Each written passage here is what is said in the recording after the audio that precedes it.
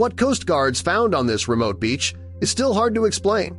The strange black vessel was spotted along the coast during a morning routine check. Its high-tech appearance instantly made it stick out among the plain white beach sand. Locals had already beaten the crew to it and were waving frantically when the Coast Guard arrived. But things got even more insane when they ventured inside. Before we start, smash the like button and make sure to subscribe if you haven't, and hit that notification bell so that you won't miss any news stories. Lieutenant Sarah Kane always loved the Coast Guard's morning patrols along the shoreline. She sailed her small ship alone to check for irregularities, which were rare. As Sarah sailed along the narrow dunes, her eyes caught an odd shape ahead. Squinting, she spotted a strange vessel half buried in wet sand near a rocky shoreline.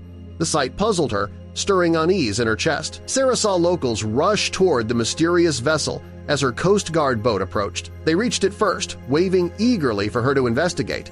Sarah slowed her boat, stepping onto the damp sand, her boots sinking slightly. "We got here 10 minutes ago, but we don't know what this is," a local said. "Is it yours?" Sarah shook her head, asking them to step back for safety. The residents complied willingly, understanding the potential risks of an unknown vessel. Sarah approached the vessel cautiously, her eyes scanning its sleek exterior. The black ship looked high-tech, unlike anything she'd encountered. Despite slight nerves creeping in, her leadership instincts took over. Sarah made the call. She grabbed her radio. "This is Lieutenant Kane. I found an unidentified vessel 2 miles south of North Point. Send my unit as soon as possible." A crackle preceded the reply, confirming their approach. She waited, her mind racing, to piece together the vessel's mystery. Minutes later, 2 Coast Guard trucks arrived, lights flashing in the morning haze. Officers hurried over, their eyes wide at the vessel's strange shape. Sarah greeted them briskly, sharing what she'd observed. They formed a loose circle around the craft, discussing a safe approach. The team's presence steadied her, though the mystery deepened. She took a deep breath, ready to lead them through the investigation of this unsettling, unfamiliar find. As Sarah briefed her team, she noted the unease in their expressions. She knew steady leadership was crucial in tense moments. They searched for doors or hatches, but the vessel's sides revealed no obvious entry points. Even the top lacked clear access. Sarah instructed her team to check the upper deck closely. The ship's strange design heightened her unease, feeling more ominous than any case she'd handled. Its lack of clarity was threatening, but she pushed forward. Something about this craft felt deliberately hidden, stirring nerves she hadn't felt in years. The ship's odd appearance and lack of entry points unsettled Sarah deeply. It felt like its contents were meant to stay hidden. Her team persisted until one officer found a small black panel on top that could be pushed back. The officers exchanged uneasy glances, aware this was far from a simple beach find. Sarah's gut told her it was serious. "All right, let's head in," she ordered, hiding her nerves behind steady authority as they prepared to enter the ominous craft. 6 officers climbed onto the top deck and opened the hatch. A damp chill clung to the metallic interior as they descended, flashlights slicing through darkness. The space was cramped and oppressive, filled with small, empty lockers and blinking panels of unknown purpose.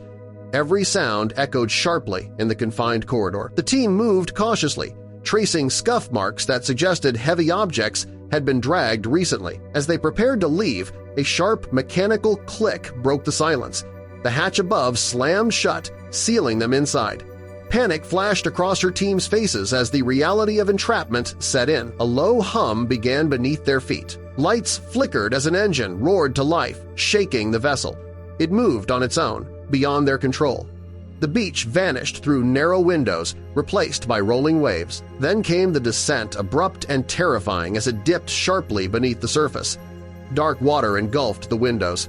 The confined space creaked and shuddered, amplifying dread. Their radios were dead, leaving them completely isolated. Then it accelerated. The ocean floor streaked past in a blur, faster than any submarine they had ever seen. They were trapped, hurtling through the unknown depths inside a vessel that defied explanation. Minutes stretched into hours, the cramped vessel heavy with stale air. After endless hours underwater, the vessel began to rise. Their ears popped with the ascent, and light flooded the cabin as it broke the surface. Ahead stretched a vast ocean interrupted only by a dense island looming in the distance. The black vessel drifted to shore and stopped softly against the sand as if inviting them to disembark. The hatch opened with a groan, and the crew stepped onto damp sand. They scanned the forest edge, alert and uneasy, sensing unseen eyes behind the shadows. Sarah's instincts sharpened. The island's silence felt unnatural, watchful. She ordered the team to split up to cover more ground, one group to explore inland, the other to search the shoreline for clues.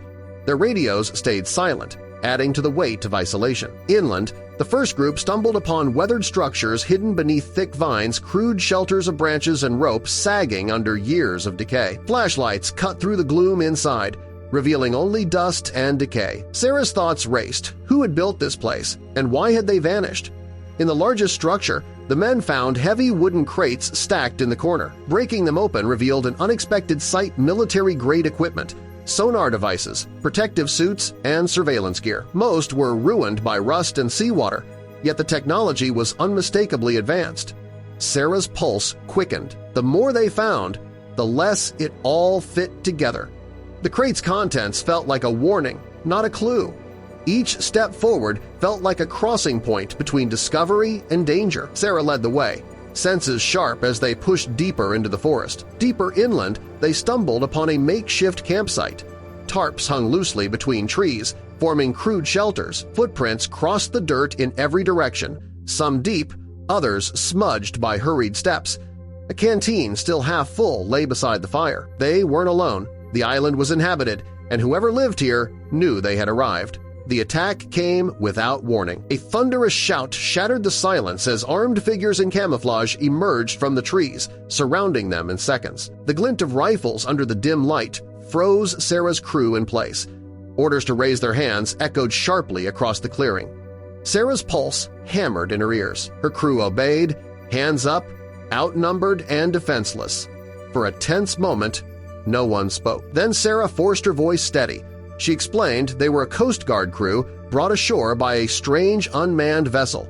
The words hung in the thick air, half plea, half truth. To her surprise, the leader's stance softened, his weapon lowered slightly, his eyes measuring her. After a tense pause, he gave a signal and his team eased their aim. The leader stepped forward, introducing himself as Cade. "Your arrival means our plan worked," he said cryptically. Sarah frowned, confusion tightening her features. When pressed, Cade offered only fragments. He and his team were part of a tactical unit stationed on the island for a classified operation. The structures, the gear, even the black vessel, they all belonged to their mission. Sarah's crew had walked into something larger than they could comprehend.